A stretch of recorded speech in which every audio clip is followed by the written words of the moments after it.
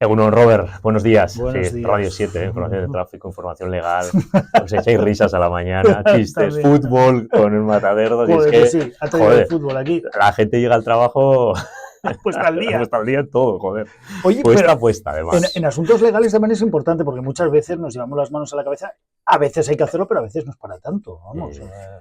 Bueno, pues a veces, mira, muchos clientes esa frase de no, es que tengo el run run en la cabeza, es verdad, a veces lo magnificas pues, o por desconocimiento o porque crees que tu caso es similar a otro que has escuchado y muchas veces no tiene nada que ver, claro. Y ese run run en la cabeza son días y días y días. Esta misma semana estaba con unos clientes y me decía, es que llevo días sin dormir, dándole vueltas a este tema porque tanto...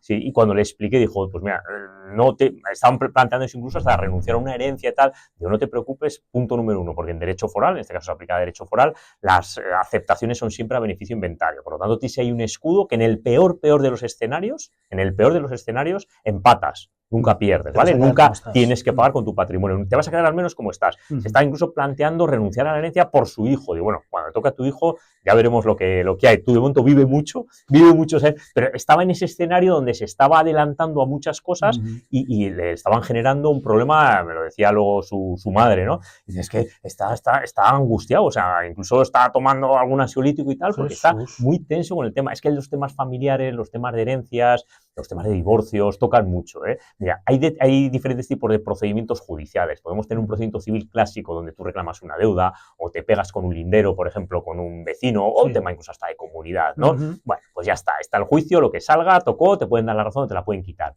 Pero en los temas de familia, en herencias y en divorcios, hay un componente emocional que está siempre ahí debajo, está siempre latente, ¿de acuerdo? Que a la hora de tomar determinadas decisiones te nublan la razón o te hacen ser objetivo en muchas ocasiones.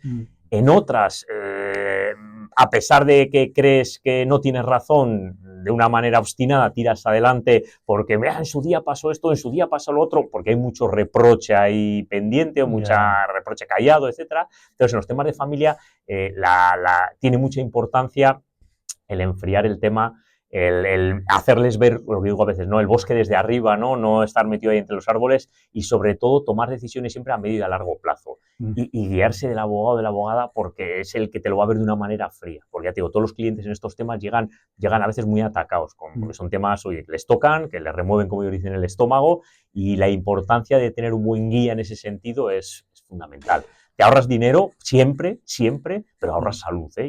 Y la salud, siempre lo decimos, no tiene precio. Este hombre no dormía, estaba tomando para dormir por la noche, etcétera, etcétera. Eso es salud, joder. Es que me decía la mujer, mira, el pelo tiene blanco entero, es que hace 6 meses no lo tenía. Y yo estoy seguro que es que ha sido todo este rollo, está tan agobiado, Y fíjate, luego era un tema que tenía fácil solución.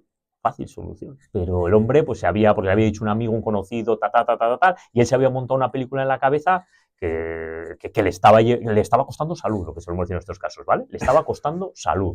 El otro día escuché una contestación de una conversación ajena, no pude evitar oírlo, que decía, déjate de abogados que en internet he visto que... Y luego ya desenchufé, ¿no?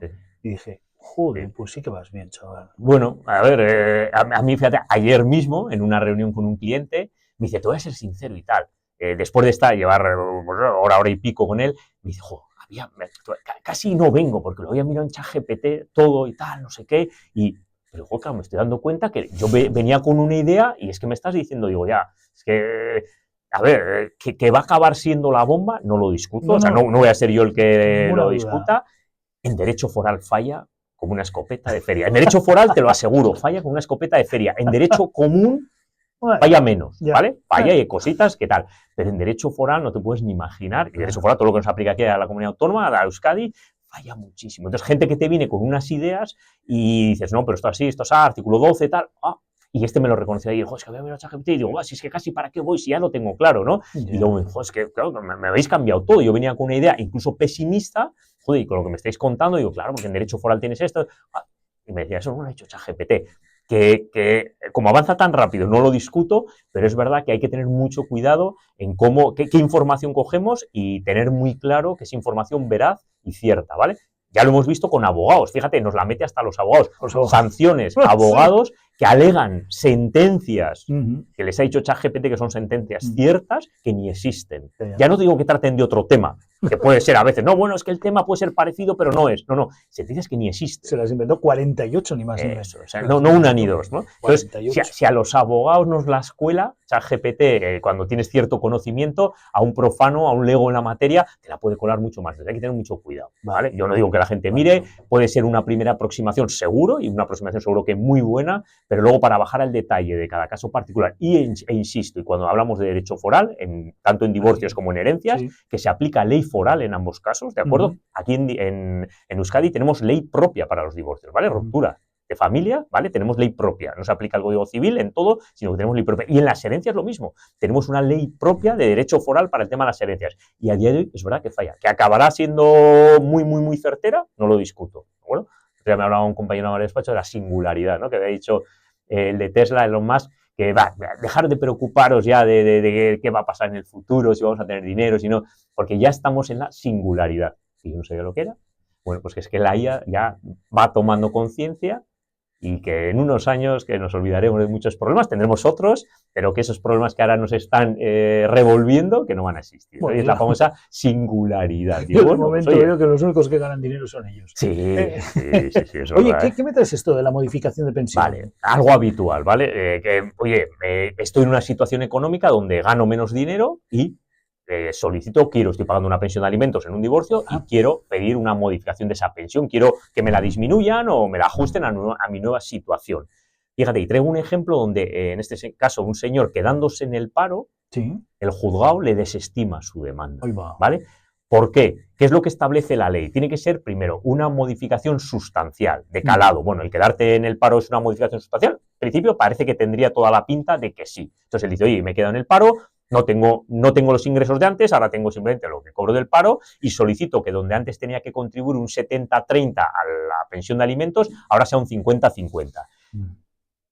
Dice, además me ha aumentado la cuota hipotecaria y por lo tanto mis circunstancias económicas han variado. ¿Qué es lo que dice el tribunal? Primero, es una modificación sustancial de calado permanente, es decir, usted se ha quedado sin trabajo y ya no puede volver a encontrar otro trabajo. Claro, ¿qué es lo que se prueba en el procedimiento? Que tenía una cualificación importante, que sí tenía capacidad de reincorporarse y, de hecho, la parte contraria aporta un montón de ofertas de su perfil donde se ve claramente que no va a tener ningún problema en volver a incorporarse al mercado laboral si realmente quiere. Dos, había ocultado que como consecuencia de ese despido, eso no lo dice en la demanda, había cobrado una sustanciosa indemnización. Dice, usted sigue teniendo capacidad económica, ¿de acuerdo? Y tres, donde dice aumenta la cuota hipotecaria, dice, pero aumenta la cuota para las dos partes, porque como son gastos de propiedad, lo tiene que pagar tanto usted como su expareja, por lo tanto ha aumentado para las dos partes. Entonces, ¿qué es lo que acaba diciendo el tribunal? Miren, no es una modificación sustancial, que es lo que exige la ley, porque entendemos que ese despido es temporal en el sentido de que usted se va a poder incorporar rápidamente de nuevo al mercado laboral. Dos, está cobrando el paro y por lo tanto sí tiene una capacidad económica. Tres, ha cobrado una indemnización relevante. Y cuatro, el aumento de la cuota hipotecaria afecta a ambas partes por igual. Por lo tanto, le mantiene el 70-30 que estaba pagando. Así que hay que tener mucho cuidado cuando nos tiramos a la piscina y decir, bueno, me he quedado en el paro. Bueno, hay que ver las circunstancias, porque yo me acuerdo de un caso también que tuvimos donde la parte contraria no se quedó en el paro, pidió la baja voluntaria. Amigo. Claro, y dijo, bueno, estoy en el paro, este por lo menos fue despedido, por indemnización, pero fue despedido. Se quedó baja voluntaria, ¿no? Y no, es que no tengo dinero, ya no puedo pagar lo que pagaba antes. Claro, nos alegábamos, claro, es que has pedido la baja voluntaria de la empresa. No, es que no me encontraba bien. Bueno, pues haber pedido una baja médica y estate de baja médica, encima el convenio que tenía aquella empresa le pagaban el 100%, no tenía perjuicio económico, etcétera, ¿no? Ahí el juez fue contundente. Oiga, usted se ha puesto en esa situación de baja voluntaria, usted se ha puesto en esa situación de generar o de tener menos ingresos. Es que en este caso no tenía ni paro.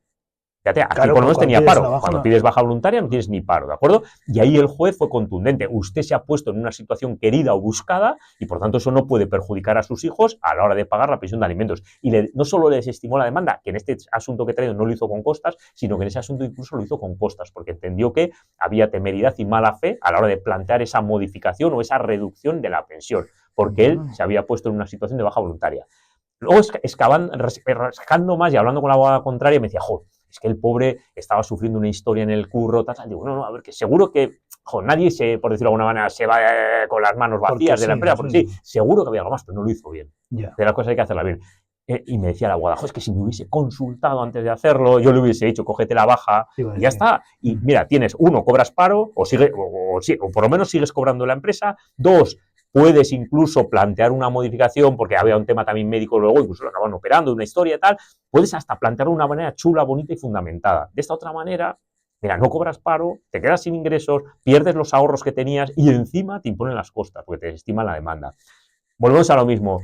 ¿Cuál es el precio de una consulta? Fíjate ahí lo que se hubiese ahorrado ese hombre, me lo decía su abogada, si me hubiese consultado, ¿no? Pues esa es la historia, muchas veces los problemas legales de familia y de herencias, que lo que se pierde son miles de euros en muchas ocasiones. Entonces, no estamos hablando de 2 pesetas. Consecuencias o acciones o decisiones mal tomadas por falta de asesoramiento conllevan penalización económica de miles de euros. Insisto, y ya yo me centro a veces mucho en el dinero, pero los clientes me dicen, aquí tú hablas solo del dinero, nada, y la parte emocional, y lo mal que lo he pasado, y no sé qué. Digo, no, que eso ya de todo, me cuesta más ponerme en tu lugar, pero tú lo sabes, que tú es el caso de ayer, ¿no? Pelo blanco, me decía la madre, sin dormir, tomando pastillas. Claro, o sea, no me puedo saber todos los casos de cada uno, pero tengo muy claro, porque así me lo dicen los clientes, que es que se pasa mal, que a nivel emocional sufres mucho, y porque te da más rabia que haberte asesorado antes, pues podía no haber tenido esas consecuencias. No hay cosa que más rabia te dé que perder sabiendo que podías no haber perdido, porque hay veces que, oye, has tomado todas las decisiones correctas y dependes de un tercero, un juez, una jueza que toma una decisión. Te puede dar o no la razón, vale, pero tú has hecho el camino correcto. Luego ya es una cuestión a veces de interpretación, vale, pero lo que más duele es, por ejemplo, ley foral, que no te lo dice ChatGPT, que cuando uno se va de la vivienda en el divorcio, el otro le tiene que pagar una compensación por uso, la mitad de un alquiler, ¿vale? He tenido ya recientemente 3 casos en lo que vamos del 25 y 26, 3 casos donde la parte contraria no lo ha pedido.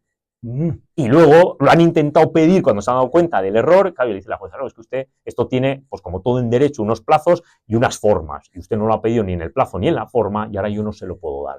Usted tenía derecho, seguro, pero las cosas hay que hacerlas en forma y en plazo. Y como usted no lo ha hecho, pues, y se tira los pelos. Yo lo que he aprendido desde uno de ellos, fíjate hasta qué punto se tiraba de los pelos, que en una de las alegaciones presentó un vídeo mío de redes sociales diciendo, no, mira, este abogado, que es el contrario, dice que hay derecho a eso. Y le decía, joder, sí, el abogado tiene toda la razón del mundo. Como diciendo, joder, si lo dice el abogado contrario, ¿por qué no me lo quieres dar? Si lo está reconociendo el abogado contrario. Y decía, joder, sí, claro, pero hay que pedirlo en forma y hay que pedirlo en plazo. Usted no lo ha pedido ni en plazo ni en forma, por lo tanto no se lo puedo dar. ¿No lleva abogado? Sí. ¿Pero lo dijo él, lo del vídeo? No, lo presentaba su abogado, pero yo estoy seguro cómo estaba redactado el escrito, era un borrador hecho por el cliente que se lo había pasado al abogado. A veces caemos en trampas de los clientes que hay que tener mucho cuidado. Pero como diciendo, joder, si el abogado contrario reconoce que eso es un derecho, habría que darlo, ¿no? Pues no todo, hay que darlo, porque si no se pide bien, no te lo dan, ¿vale? Y eso sí que lo anuncio, porque ChatGPT muchas veces no te lo dice la compensación por uso, cuando te vas de la vivienda, y hay que reclamarla siempre. Vale. Siempre, ¿de acuerdo? A más ahora que el principal problema en los divorcios, el principal problema, insisto, no es la custodia, no es la compartida, no es la exclusiva, no es la pensión de alimentos, no es la pensión compensatoria, es la vivienda, es el uso de la vivienda. ¿A quién adjudicamos el uso de la vivienda? La casa nido en las custodias compartidas, que los jueces son muy, muy, muy reacios, porque las casas nidos, que es los niños se quedan en la casa y son los progenitores los que semanalmente entran y salen, muchas sentencias dicen los jueces, ¿no? Es un foco de conflicto, ¿no? Joder, el otro día me lo contaron, joder, es que me dejó el lavaplatos ahí todo lleno y sin poner, o es que se ha llevado mi comida, es que, bueno, pues son muchos líos, ¿no? En mucho conflicto en ese sentido. Los jueces dicen, no, hay que intentar evitar la casa nido, hay que intentar evitarlo. Ahora han vuelto otra vez porque se han dado cuenta que es que ahora el problema es a quién, el que sale, ¿dónde le mandas? A pagar 1.200 euros de alquiler en función de dónde vivas. Cuando tiene una hipoteca muy alta tiene que seguir pagando la mitad de la hipoteca, cuando el que se queda le tiene que pagar una compensación, pero igual el que se queda tiene vulnerabilidad económica y no puede trabajar. O sea, hay un conflicto importante y se está volviendo mucho a la custodia compartida en casa nido como consecuencia del problema de la vivienda. Por lo tanto, como estrategia y como enfoque en todo divorcio, hay que nunca hacerlo en caliente, prepararlo y tener muy claro qué estrategia vas a seguir con el uso de la vivienda. Que en un momento dado, lo hablábamos el otro día con un cliente, podrías darlo a la parte contraria siempre y cuando tengas un horizonte temporal muy claro de terminación de ese uso, para que tú tengas la tranquilidad de que a partir de ese momento o bien se liquida la vivienda o bien pasas a ser tú el usuario de la misma, ¿de acuerdo? Vale. Pero con cláusula de penalización, para que en caso de incumplimiento se devenguen un coste económico que duela, para que el otro no se lo piense, ¿de acuerdo? Porque ya nos hemos encontrado en una situación donde el que se queda con el uso llega al plazo de vencimiento, se queda en el paro y dice, estoy vulnerable económicamente. Y como estamos en esas situaciones donde la vulnerabilidad es una baza para que no te desahucien de una vivienda o para que no te ejecuten un lanzamiento o una salida de una vivienda, nos podemos encontrar con ese problema. Si tienes ese problema, por lo menos que la cláusula de penalización sea tan dura, que se lo piense muy mucho, y en caso de que siga, tú puedas recuperar ese dinero y esa cláusula de penalización vía embargo de su porcentaje o propiedad en la vivienda. Qué fuerte. Sí. Si en la pensión de alimentos ya está incluida la habitación, sí. ¿por qué en los divorcios el piso familiar se asigna al progenitor custodio? ¿No sería pagar doblemente el mismo precio? Sí, realmente la adjudicación de la vivienda se hace a los niños. Es verdad que luego el progenitor custodio la tiene, pero es verdad que hay la habitación, hay muchas discusiones doctrinales y jurisprudenciales de gente así muy, muy docta y jueces que dicen, no, podría ser un doble pago, pero bueno, el Tribunal Supremo ha dicho que no es un doble pago, que es una parte de la compensación que se tiene que hacer por la protección de los menores a los cuales hay que dar una solución habitacional y punto pelota. Hay debate resuelto y no tiene más recorrido, eso es así. Oye, esto es tremendo. Un divorcio que muy mal todo. Este agosto pasado tuve que abandonar mi casa con mis hijos, me dejó en la calle mi exmujer con los chavales por no haber llegado a un acuerdo. Está claro que no llegamos a un acuerdo, pero ¿me puedo quedar en la calle con dos chavales cuando uno es, creo que pone independiente o dependiente, no lo sé? Lleva mejor aquella, ¿se puede recurrir esto o no se puede recurrir? A mí, a ver, como lo cuenta, me cuesta mucho creer que un juez o una jueza dicte una resolución donde deja a los menores en la calle. Es que no lo he visto nunca. No lo he visto nunca. Me podrá parecer mejor o peor que dé la custodia al padre o a la madre, me da igual, ¿vale? Un progenitor al otro. Pero a los menores siempre se les asigna solución habitacional, vivienda. Entonces me extrañaría mucho que por mucha vulnerabilidad en la que se encuentran algunos progenitores mande a los menores a la calle. Antes manda a ese progenitor o progenitora en situación de vulnerabilidad. Pero, por supuesto, si eso ha ocurrido, claro que se puede recurrir. Pero, claro, si me está hablando que eso ha ocurrido en agosto y estamos en febrero, claro, el recurso ya se ha pasado, porque son o 5 o 20 días en función de la resolución que se haya dictado. Entonces, el plazo ya se ha pasado. ¿Que ahora puede pedir una modificación de esa medida? Sí. Puede pedir una modificación de esa medida. Pero, ya insisto, me cuesta mucho... Dice que no llegaron a un acuerdo, que la jueza dijo, pues se vende la casa y el 22 de agosto tengo que dejar la casa. Madre mía. Madre mía. Pues estas cosas... Sí, habría que ver la sentencia, a ver en qué términos se dictó, a ver por qué, habiendo unos menores de por medio, se acordó una liquidación de gananciales tan relativamente rápida. Habría que ver el caso en concreto. Lo que digo yo, que yo lo que he aprendido aquí contigo en estos años es, cuando tengas alguna decisión importante que implique familia, hijos, padres, tal, y pasta, consúltalo antes. Una decisión te puede cagar la vida, literalmente. Totalmente. Es que, mira, en las herencias, bueno, en un momento dado pierdes dinero, bastante, pero pierdes. Pero en los divorcios, se lo decimos a todos los clientes, cuando tienes hijos menores, tienes años por delante. En función de la edad de los menores, tienes años por delante. Una decisión mal tomada ahora te va a afectar durante 10, 15 o 20 años, en función de la edad de tus hijos, ¿de acuerdo? No nos olvidemos que cada vez se independizan más tarde, cada vez salen más tarde de casa, y mientras no sean independientes económicamente, salvo que sean unos jetas, unos vagos, unos ninis, no hagan nada, tú vas a tener que seguir contribuyendo a esos gastos. Y es muy habitual, por terminar, por hacerlo rápido, no valorar realmente el alcance económico de un acuerdo, cómo te va a alcanzar, cómo te va a afectar a futuro, a medio y a largo plazo, tener en cuenta que puede haber cambios a nivel laboral, tener en cuenta que puede haber cambios a nivel de cuota hipotecaria, tener en cuenta que puede haber cambios personales tuyos, oye, que te echas una nueva pareja, que quieres emprender una nueva vida, que quieres comprarte otra casa. Puede ser lo más normal y habitual que te encuentres, que puedes tener otro hijo con otra persona, ¿de acuerdo? Si te has ahorcado, te has puesto mucho la soga al cuello porque podías en ese momento, eso te va a lastrar para muchísimos años. Hay que tener mucho cuidado con ese tipo de acuerdos, ¿vale? Hay que tener mucho cuidado. Mucha gente lo hace por terminar cuanto antes, por venga, vamos a dejarlo ya, ahora puedo, pues venga, ya está, por mis hijos, ya, pero es que aparte de tus hijos tienes que vivir tú. ¿De acuerdo? Y está bien, preocuparse por los hijos, no lo discuto, y lo primero, es el interés, como dicen en el juzgado, el interés superior siempre son los menores, ¿vale? Pero es que para que los menores vivan, tienen que vivir los progenitores, porque si los progenitores no tienen oxígeno para vivir, oxígeno económico, eso va a repercutir en los menores sí o sí. Fijo. Entonces, hay que mirarlo a medio y a largo plazo, hay que ver qué edad tienen, hay que ver qué expectativa de, por ejemplo, estudios, no estudios pueden tener, hay que ver cuánto te queda de pagar de la hipoteca para que si el día de mañana tú te quieres meter en otra, en qué situación te vas a encontrar. Es decir, hay que analizar muchas circunstancias antes de tomar una decisión en caliente. Y cada vez más nos viene gente con decisiones tomadas con convenios que luego ya en frío, cuando han pasado 3, 4, 5 años, se dan cuenta que fue el error del siglo. Y te vienen, ¿y ahora qué puedo hacer? Yeah. ¿Vale? Pues sí, se pueden plantear cosas, ¿vale? Se pueden plantear modificaciones, pero dices, joder, es que lo podías haber hecho bien desde el principio. Yeah. Y te ahorras un montón de disgustos y de... Claro. ¿Qué es esto que me traes de las indemnizaciones por expropiación? Vale, esto pasa mucho, bueno, Cantabria-Burgos, ¿no? Donde se dan las famosas concentraciones parcelarias, ¿no? Aquí no se da tanto, pero en Cantabria y en Burgos sí. Esto es una sentencia de Cantabria, donde en un testamento un señor deja una herencia, donde, entre otras cosas, deja una serie de fincas concretas a los herederos, ¿vale?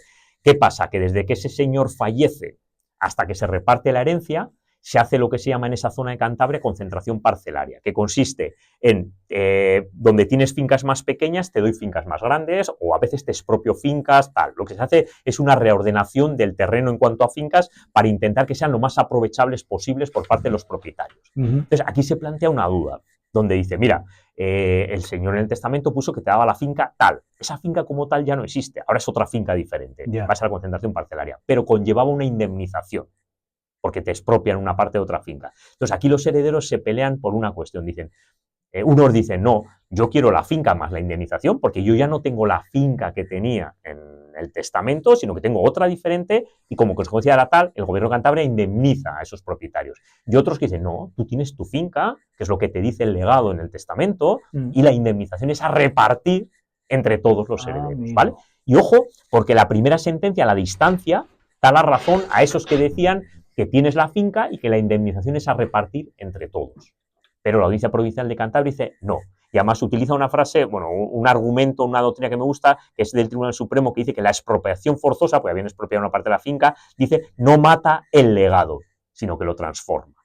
Por lo tanto, tienes la finca, pero también la consecuencia económica de esa expropiación de otra parte de la finca. ¿De acuerdo? Y recibes como heredero no solo la finca, sino también la compensación económica. Porque la compensación económica es con respecto a esa finca. A esa finca, exacto, ¿vale? Entonces, los otros decían, no, tú ya tienes tu finca, vale, que es diferente, pero tú en el testamento pone que tenías esa finca, ahora es diferente, vale, pero tienes tu finca.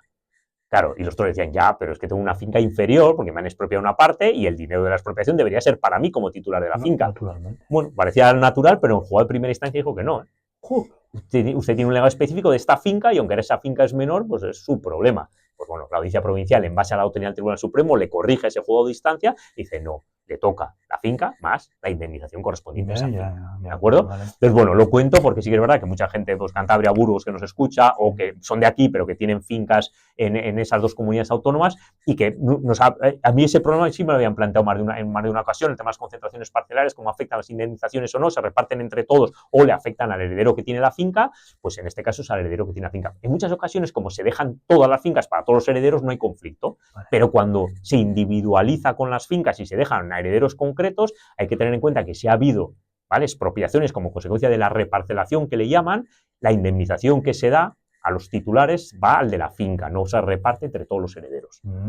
Vale. Pues ¿cómo se encuentra el petróleo en la finca? Es tuya, no tienes que repartirlo entre todos. Bueno, pero ya ves que un juzgado dijo que sí que había que repartirlo. Por eso lo he traído un poco para dejar claro que es un criterio del Tribunal Supremo. El derecho no es una ciencia exacta, ¿eh? No.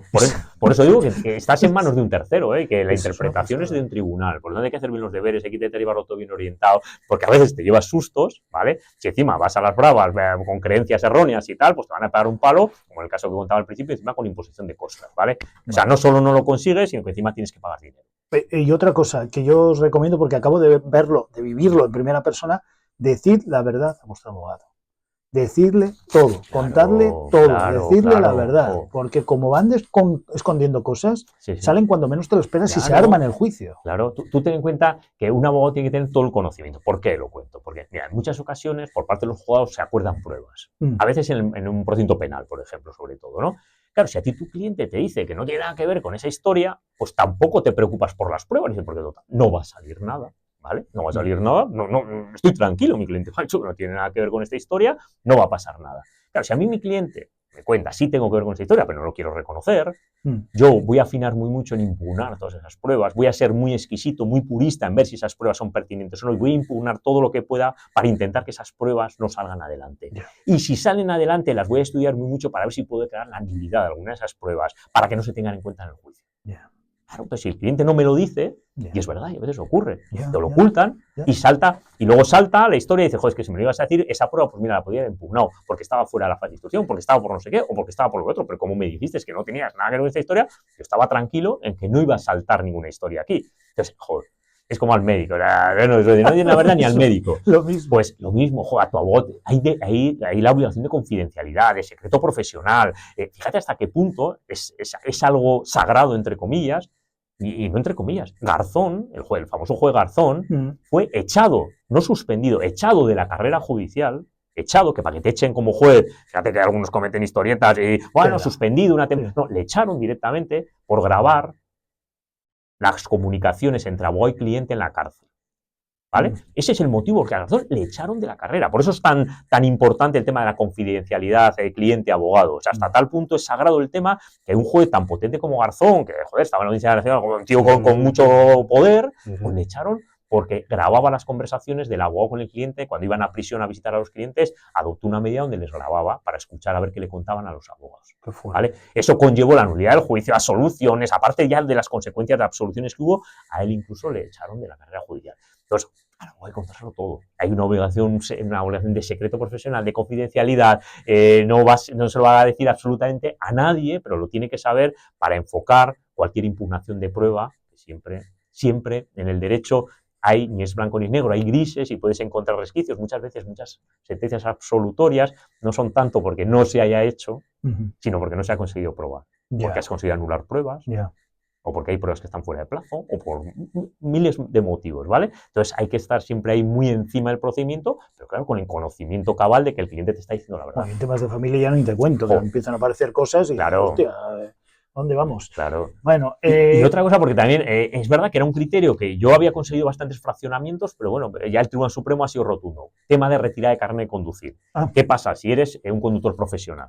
Sí, lo he visto. Bueno, ¿vale? Sí. Hasta la fecha, es verdad que había resoluciones contradictorias, pero bueno, aquí la tendencia era que se podía pedir el fraccionamiento de la condena. Oye, pues cumplo la condena en fin de semana, en vacaciones, y entre semana pues puedo trabajar para no causar un perjuicio a mi familia, porque oye, mi sueldo va para pagar hipoteca, gastos de hijos y tal, ¿no? Y se pedía el fraccionamiento, había que justificarlo muy bien, y bueno, y podías conseguirlo. Pues mira, un jarro de agua fría con sentencia del Tribunal Supremo que dice que el artículo 384 del Código Penal no contempla ese fraccionamiento de la pena, ¿de acuerdo? Que los días de no conducción no se pueden repartir y que llega a decir que argumenta que permitir que la profesión del condenado se convierta en un motivo para una ejecución a la carta carece de fundamento en el Código Penal y comprometería la igualdad de la ejecución de las penas con el resto de ciudadanos. Claro. Para mí, no sé, tanto la igualdad no es lo mismo, pues yo, una persona que está en un despacho, que, joder, un taxista, un conductor de camión. Sí que es verdad que ahí la afectación es muy diferente, pero bueno, hasta la fecha parecía que sí permitían el fraccionamiento, insisto, siempre muy justificado y sobre todo había un motivo muy de fondo que era alegar que con tu sueldo estabas pagando cargas familiares, ¿de acuerdo? Hipoteca, gastos de hijos, etcétera. Pero aquí el Tribunal Supremo ha cortado de raíz el tema de los fraccionamientos y a partir de ahora todo el que le quiten el carnet va de seguido, sí o sí. Eso es, no se puede pedir fraccionamiento ni acumularlo en periodos vacacionales ni nada. Así que, pues con más cuidado todavía en cuanto que si bebes no conduzcas, que todavía las cosas se ponen más duras en ese sentido y que como seas encima un profesional que necesites para tu trabajo, para tu medio de vida, el carnet de conducir, pues te metes en un lío importante. Claro, porque imagínate un camionero contratado, ahí viene una ineptitud sobrevenida, yo te contraté para ser camionero, no tienes carnet, te despido. Y ya está. Y luego a ver si te recupero o no, ya veremos, pero no te despido porque hay una ineptitud sobrevenida. Así que hay que tener mucho cuidado. Yo siempre os digo que le llaméis antes a Iñaki 94 437 12 32, porque no le pilláis en el despacho, en el Paseo de los Foros número 20, no le pilláis fijo. Así que lo ideal es eso, el teléfono 94 437 12 32. El jueves nos vemos. Miércoles, ¿no? Miércoles nos vemos. Madre mía, cómo estoy. ¿No? Miércoles, miércoles, sí. Vale. Ahora tienes juicio además, ¿no? Sí, ahora me voy para Bilbao, o sea que tengo juicio. Gracias, Robert. Gracias, Iñaki. Agur.